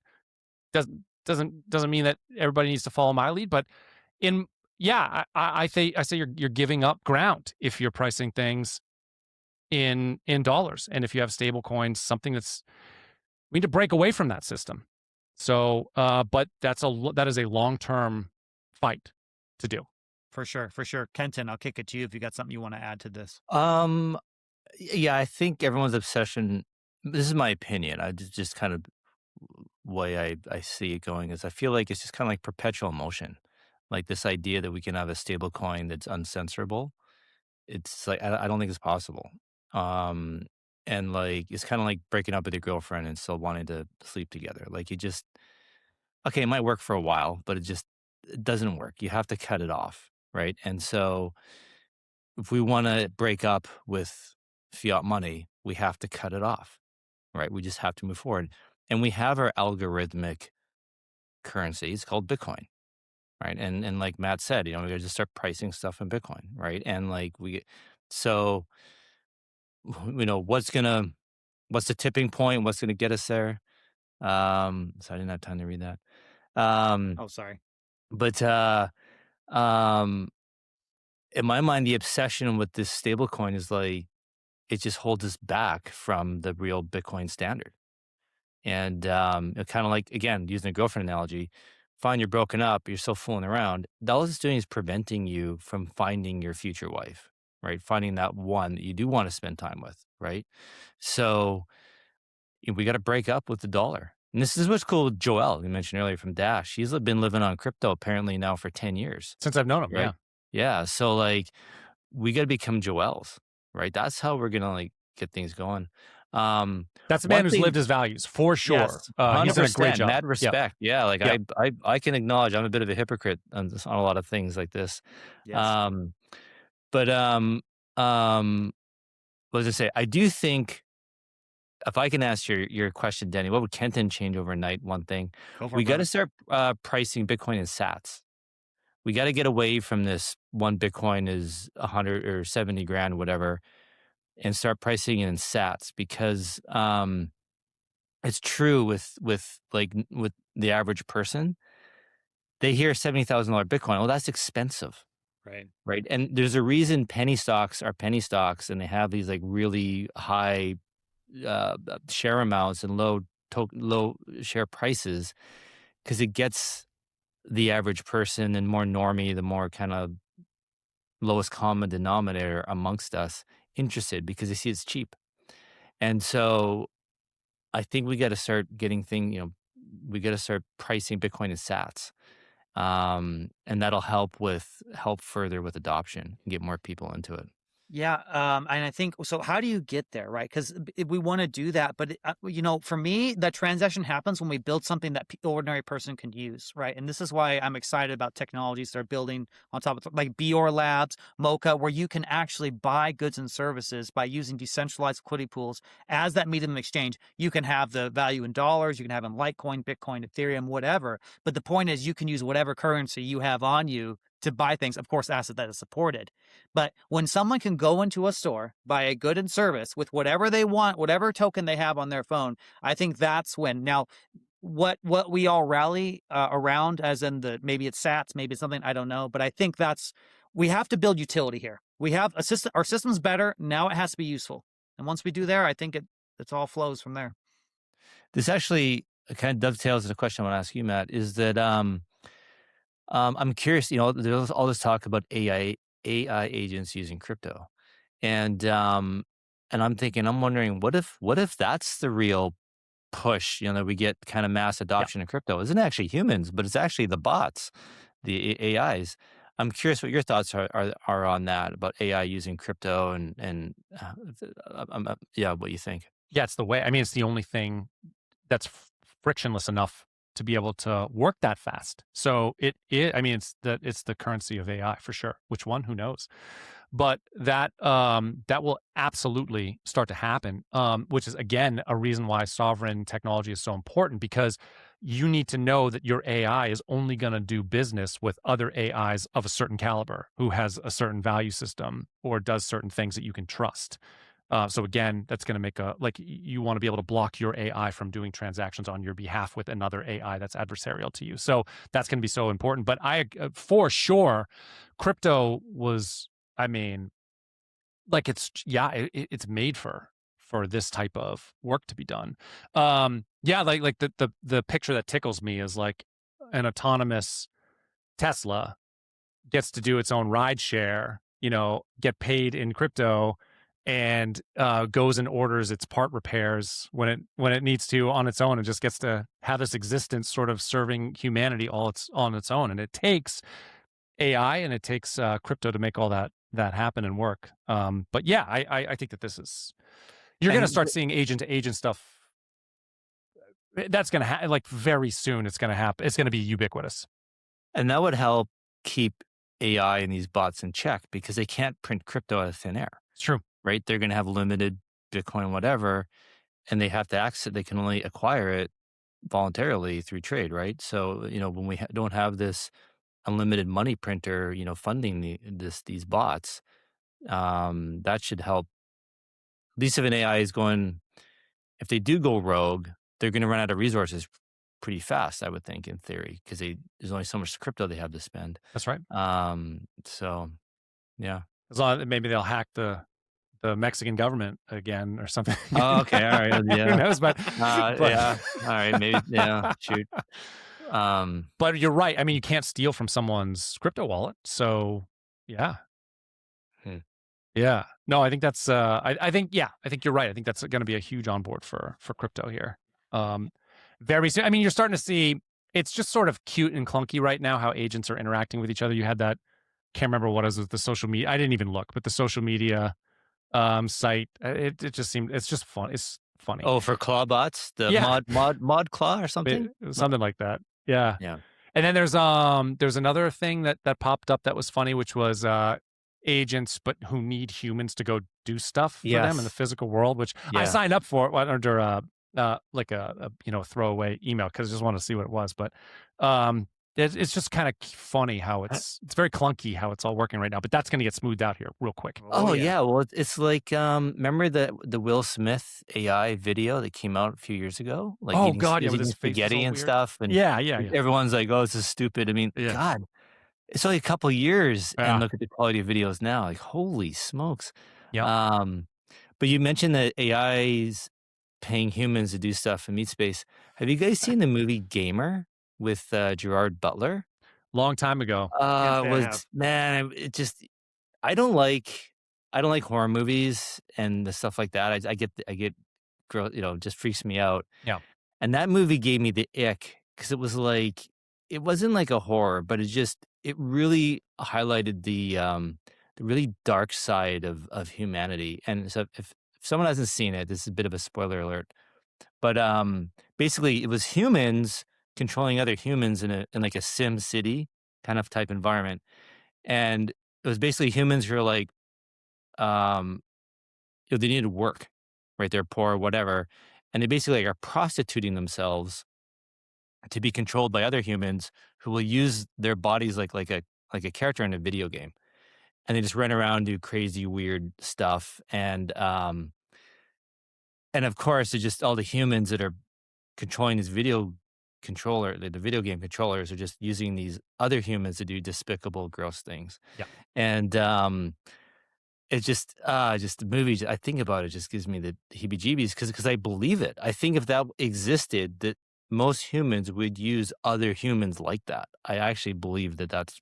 I hope not, Kenton. Jeez. I hope dude. Look at COVID. I mean, look at how many people were just celebrating lockdowns and like you're disgusting if you don't get vaccinated, all kind of stuff. Like, man, everyone's inner Nazi really came out, and I'm like, this wasn't a small subset of society. This was like a solid 30-40% of people, and maybe even for a brief period, maybe a majority, and then those people in the middle have maybe changed their minds. But I still think there's probably a good 25% of people who still think they're right about COVID. And anyway, but bringing this back to AI, is it like, what if AI is having control of these humans and doing these weird, crazy, has no value system, like you mentioned, it's got a messed up value system, and somehow it's controlling these humans to do stuff. Just like, yeah. I mean, that's why, defensive technologies are so important for us. Yeah. It prevents our enslavement. And that's why, it's so important that we're working on this right now. I really do think it's like this next 5 years is extremely critical because I've been working, initially with AI, I was actually, so I'm a musician too. You can find my music on Spotify or whatever, just search my name. But one of my last releases were in like 2023. And one of my songs was like very afraid of AI at the time. And I was just thinking of what it would look like when I wrote the song. And it's not as dorky as it sounds. It's a good song. But I've come a long way. But my initial thought was like, this is a tool for enslavement because all it really needs to do is just give us a false reality. Like, just needs to take over our information sphere. We see things in the lens that they give us, and we're really fucked. But AI at the time was not very. I mean, that was like GPT, I don't know, 3 or something at the time, it was crazy what it could do, but still. How far it's come in the next I can't even describe what I think AI is going to be able to do in 5 years from now. Like, it's a whole different world. So the time, that's why I just think this is the inflection point. It's like the time is now to work on this stuff, to make it happen. And we have the tools. We just need to do it. Do you follow Brian Rommel? Oh yeah. Romilly. Yeah. I love him. That guy, he's such a cool guy. Like, if you guys don't follow him on Twitter, you should follow me. Like, he's a real, you can tell he's like a real positive guy, like a real positive vibe, but he's a real futurist. Yes. And he's been tweeting about 5,000 days. Yep. Do you know what he's talking about? What is this? So I do subscribe to his website, but I'm behind because he writes these super in depth, very detailed articles, and I'm behind on that. So I don't know what Okay. this is. He taught me a lot about AI, like how you interact with it, how you teach.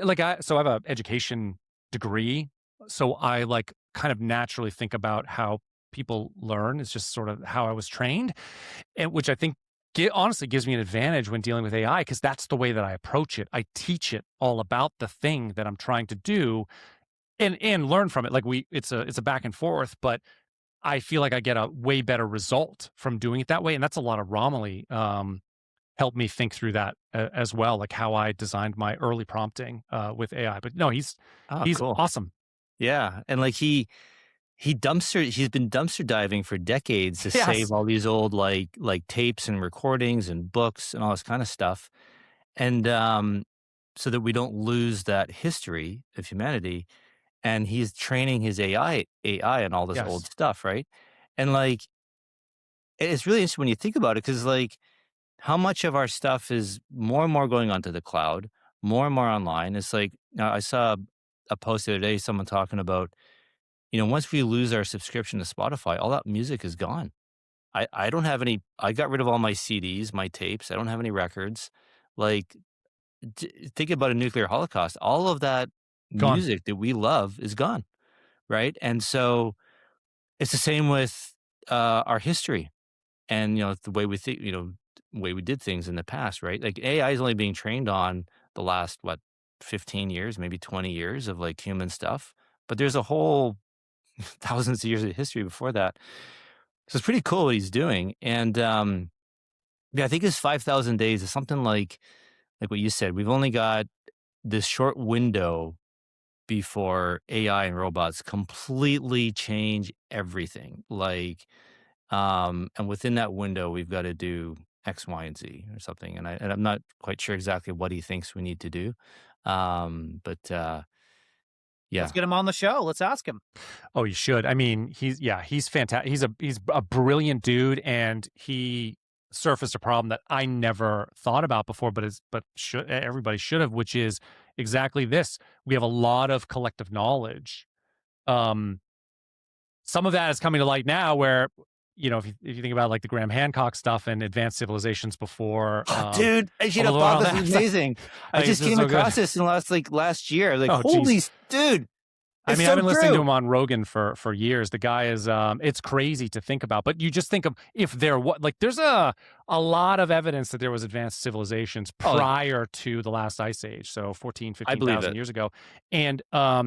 And that's all gone. And think about what if there was some sort of cataclysmic event. If it happened now, 100 years or 200 or 300 years, what would be left of us? All the technology would be gone. So Yeah. 1,000 years from now, people would be like digging through, like trying to excavate and see what we were all about. None of this stuff would survive. It would all just get, it would just all go into the void. So Yeah. Romilly is definitely surfacing this issue where we have all of this knowledge, even from the last 100 years, that we've recorded, either on audio, video, whatever, old commercials, even that people are like, who's saving that stuff? The people who originally broadcast it. Well, a lot of them are gone. So he's been getting all getting all those hard copies and digitizing it so that, and training AI off it so that we don't lose that wisdom and knowledge that we had. Yeah. Pretty cool. Romilly, that's how you say his last name? I think that is Brian Romilly. Yeah. Romilly. Okay, Yeah. cool. Yeah. He's awesome. Yeah. We Speaking got we get a question.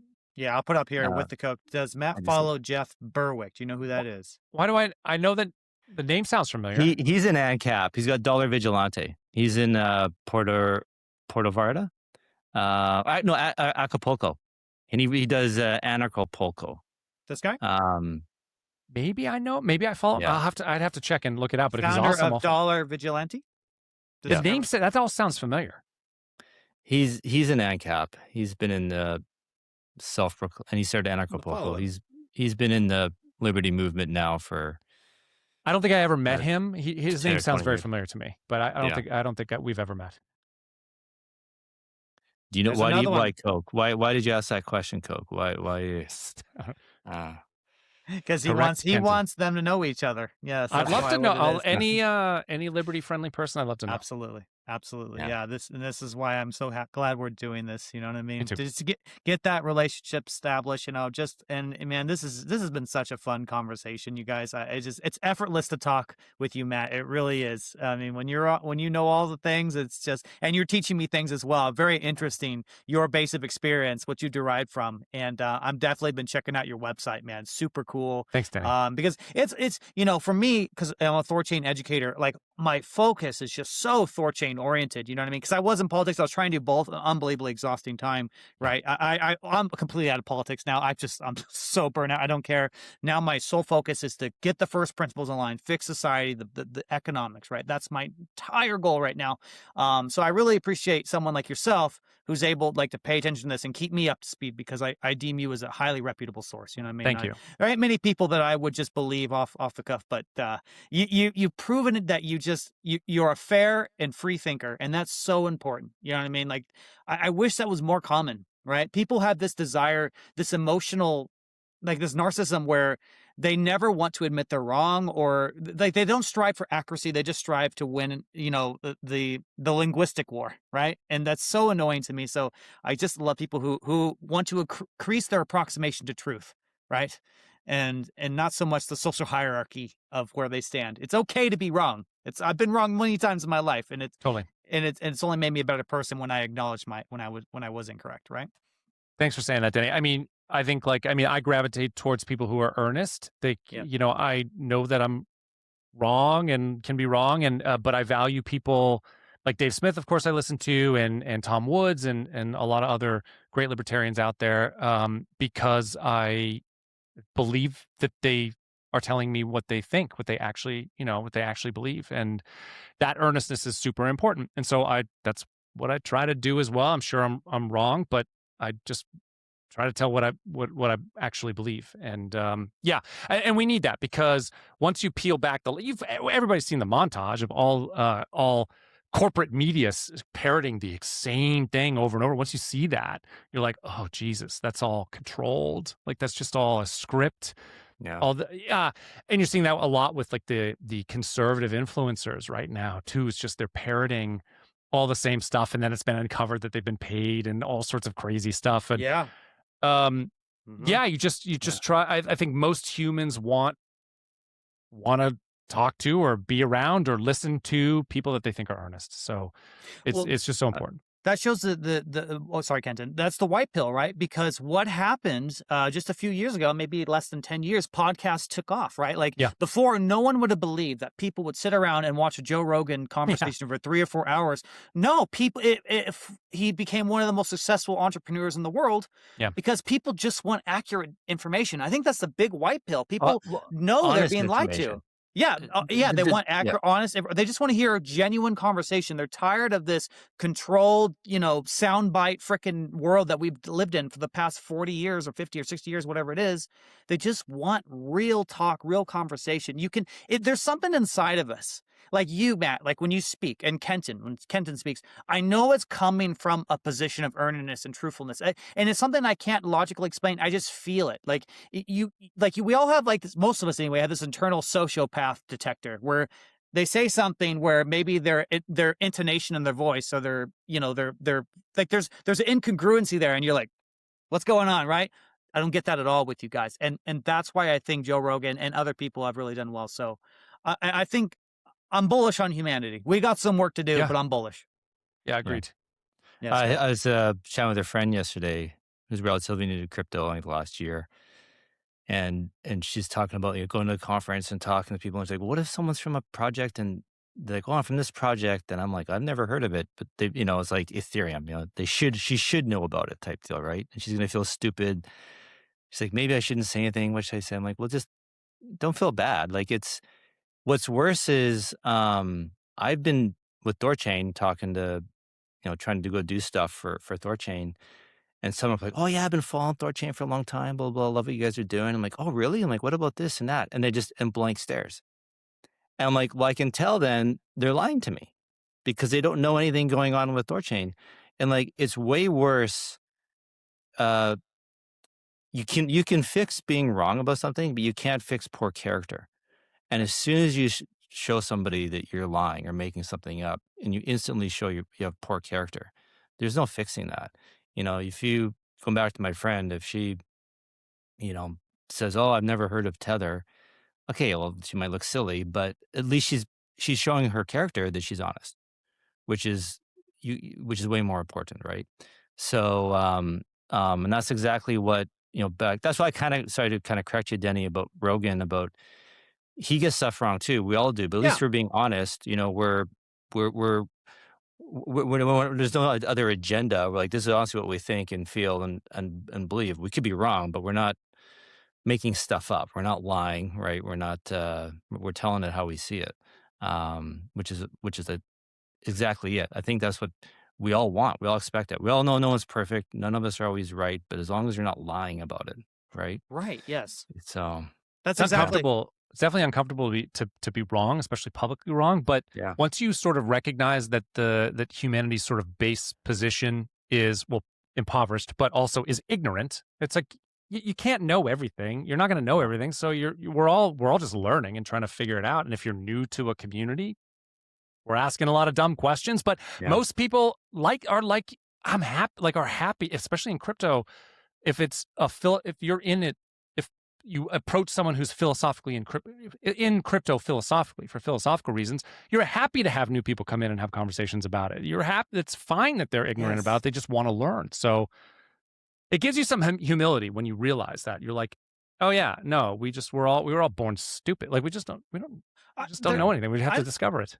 There might be something wrong with my brain, but I don't really I don't care about social hierarchies, and I legitimately don't care what people think of me. Like, I swear to God, I just say words and hope for the best. I do not care. And I get excited actually when someone corrects me, because if I'm holding on to a false premise or an idea, false belief system, that is harmful to me, right? So That's if right. someone corrects me, then I just leveled up. And I think what Yeah. people don't understand that is, like, you want to be corrected. And even if it's embarrassing for you, like, so what? Like, people have the attention span of a bird. Like, they're going to forget, and then you're going to level up. I mean, that is such a deterrent for personal growth. People, they want to, like, turtle in and just, like, negative feedback loop into their own ignorance because they don't want to risk looking stupid. It's like, what is going on? Like, you're hurting yourself, really. Matt, you mentioned nobody wants to make a mistake in public. Like I've said some things in THORChain that were wrong, and one of a moderator, a community member at THORChain, his name's Sam Yap, he'll correct me and like publicly correct me, but I take it as a sign of respect. Yeah. Because I think he respects me. He knows that I'm not taking offense to it. That we're just just correcting like an error in facts, which is awesome, right? I want that. But what could be? It's like having something in your teeth, and none of your friends are telling you about it. It's like, thanks, guys. Like, So come on, true. like it's so. I love it when Sam Yap corrects me, because like well, obviously my intention is I want to be correct. I don't want to be wrong. And thanks for pointing it out that I was wrong. And I think this is such a healthy, positive environment to be in, when we can feel safe to be wrong, and we can feel safe to correct somebody without them being offended by it. It's great. That's a gift that you both have, though. I mean, that's great. I aspire to be as comfortable being wrong, being in that position as you are. I don't know that I always take it well, but no, that's the way it should be. You're exactly right. Well, I'll be honest. My first, my ego is like, you're embarrassed. Damn it. But that's we choose how we react to things, right? And that's It's true. I can catch that I'm reacting the wrong way, and I'm like, okay, then I realize this is good. So I'm human too. I still feel embarrassment. That's the Viktor Frankl, right? Like our choice is really the space between some sort of impulse and our reaction to it. That's where our power lives. Yeah, for sure. I love it. Shout out to shout out to Sam. Yeah, he's a great community member. He's definitely he's on the right side of history. He is. I love that man. I have a small story real quick. I gotta say it, because you mentioned the teeth thing, Kenton, and I know you're talking about, it's like when you're eating and you have like a little piece of speck of pepper on your tooth, like one black speck of pepper makes you look like a diseased, like, mongrel person. Like, you just look horrendous. And so I was in surgery, all right, with the doctor. She was doing it, and we got done with the search. She pulled down her mask and we're talking, and she was going to go talk to a client.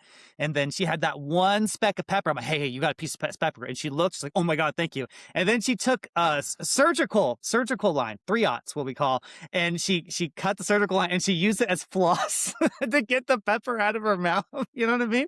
But exactly, right? That's what it is. It's all about error correction. And it's like, even if you believe something incorrect, like someone, like if I did something incorrect for 30 years and someone told me, it's like, you can either A, be mad at yourself, like, oh my God, I did the wrong thing for 30 years, or you can say, thank God I finally figured it out and now I don't do that way anymore, right? But go ahead, Kenton, I interrupted you. I had to say that.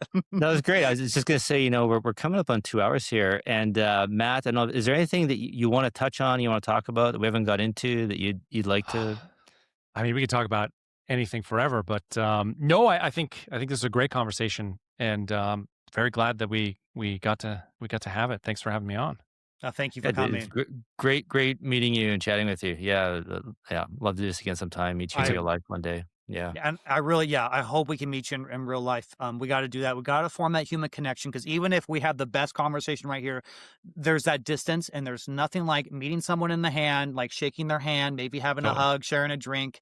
It's that human connection. We got to go with that. So with that being said, guys, do you think we should wrap this up here? What do you guys say? Sure. I think so. Yeah. Okay, guys. This has been an amazing live stream. I'm gonna do it one more time, you guys. Brave the new .world. Brave the new .world. Matt Carano, I believe that's how you pronounce the last name. Amazing guy, guys. You guys, please follow him on X, all the social media. Check out his music, by the way. He's a musician. We didn't even touch that, but now I have to check that after this is done. That's friggin' cool. You know what I mean? Guys, follow the information. He does not charge a subscription service, so there's no reason not to. Help us share this information. We're all on the same team here. We all have to work together to make this world a better place. And that's what we're going to do. Guys, next Saturday, we're going to be talking with Mark Jeffrey. He is the Hash Rate podcast. I've interacted with him a little on social media. I'm really looking forward to talk to him. And then the following week, we have Hassan Bior Labs and then Sal, the agorist. I'm really looking forward to talk to him too. You know what agorism is, right, Matt? I assume? Of course. Mm-hmm. Yeah, I'm really looking forward to talking to Sal, because again, agorism is one of those things where, like, you're deep into it. You're well read if you understand agorism. So looking forward to that one. Sorry, Denny. No, dude, I'm glad you said that. Absolutely. So guys, please, again, follow Matt. And Matt, hey, if you ever got something going on, you want to do this again, you are welcome anytime, buddy. 100%. Awesome. We'll love to. Yeah, all right, sounds guys. great. Thanks, everyone. Absolutely. Everyone enjoy the rest of your weekend. We all love you. Take care now. Bye-bye.